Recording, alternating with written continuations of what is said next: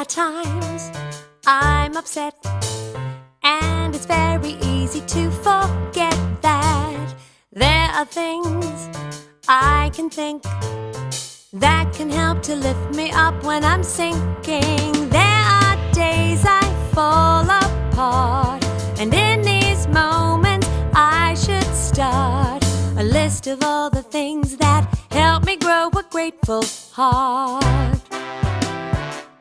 A grateful heart.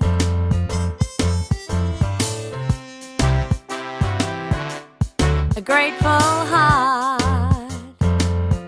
I'm grateful for red jelly beans, our mango tree, dancing in the kitchen with my family, a butterfly, a rainbow sky, being serenaded by our resident magpie, flying a kite, twinkling lights, a raspberry kiss on my cheek each night, solving a puzzle, catching some bubbles, reading a book and having a cuddle.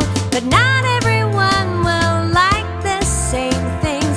Everyone's list will be their own, but it helps when you're sad to find things that can make you glad and help you start to grow a grateful heart. A grateful heart.